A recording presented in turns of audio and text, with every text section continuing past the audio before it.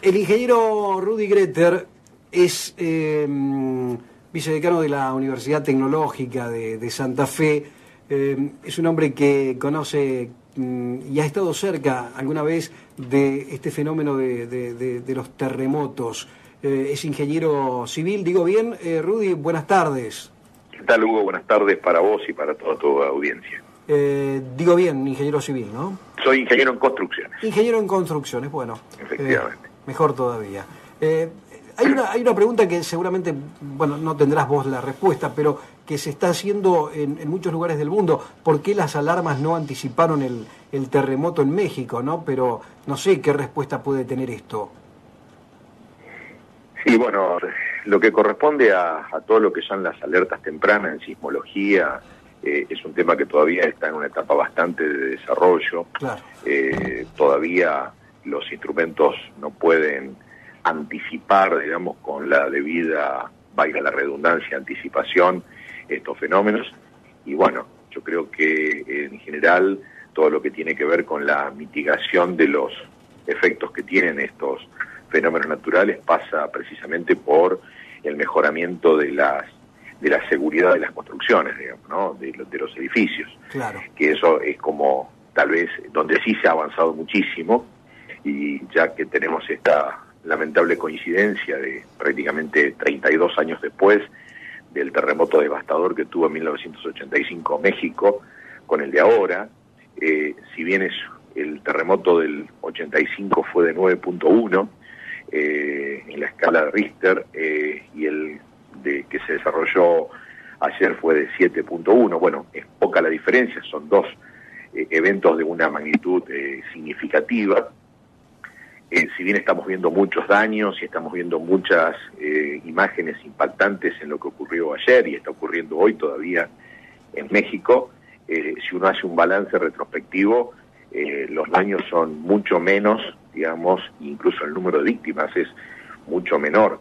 Claro. Si bien sabemos que por estas horas las víctimas... Esto es porque estaban los edificios ahora mejor preparados. Totalmente. En eso, lamentablemente, la ingeniería sismo resistente va avanzando y saca muchísimas conclusiones a partir de cada uno de estos eventos de inusitada magnitud, digamos, ¿no?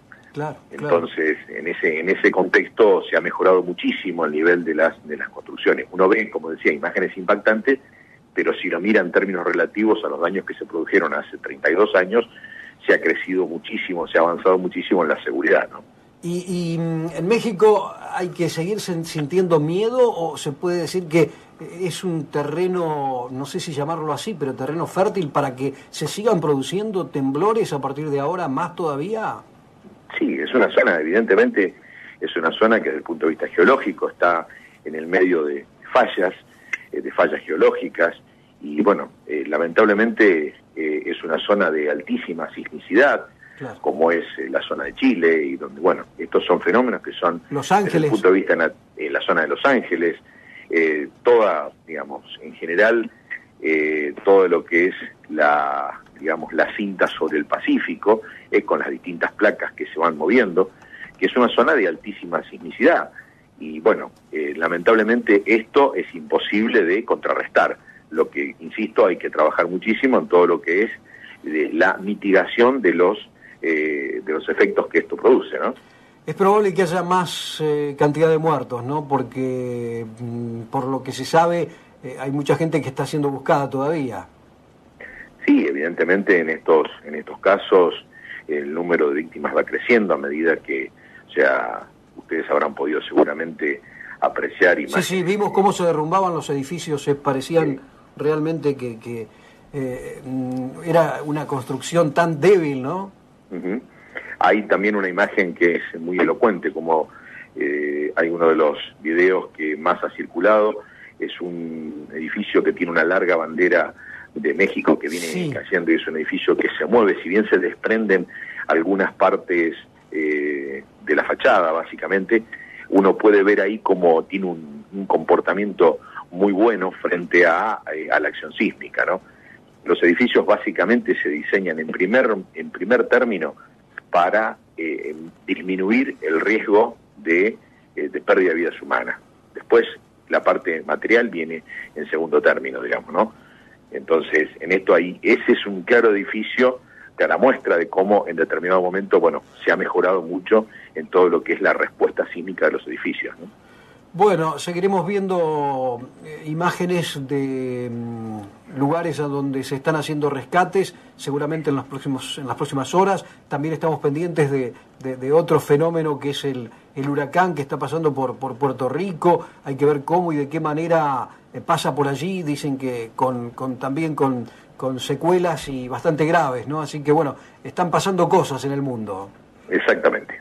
Lamentablemente con este saldo en México que realmente es cada vez más grande en cuanto a la cantidad de muertos. Chile también ha tenido lo suyo, como vos decías, ¿no? No, Chile también. Chile ha tenido eventos mucho más cercanos. Ahora, en el 2011, después un terremoto más reciente, con un riesgo de tsunami. Estamos también en la zona, bueno, nosotros no estamos exentos. En Argentina tenemos, lógicamente, las zonas sísmicas más importantes las tenemos en las zonas de San Juan y Mendoza.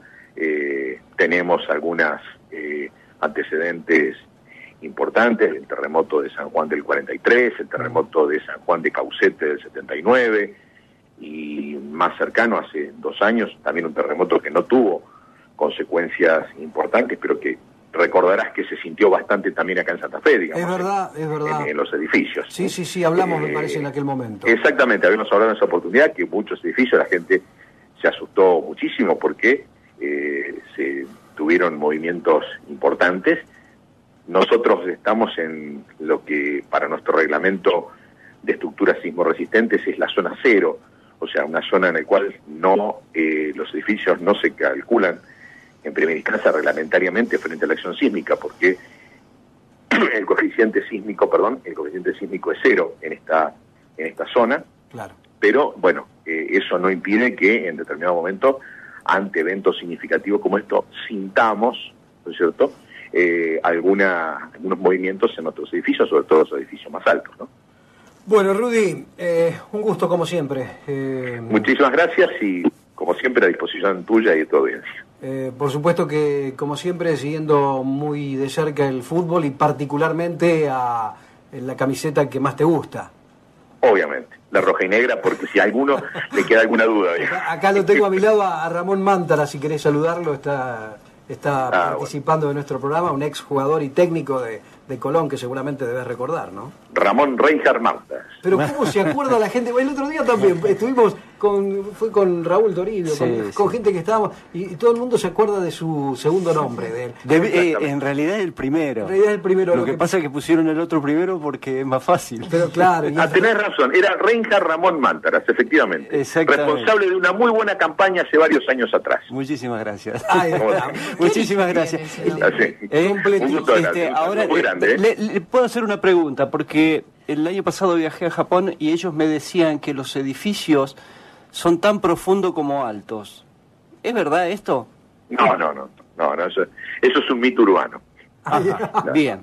Un mito urbano. Perfecto. Exactamente, no es así directamente. No podría ser así, va.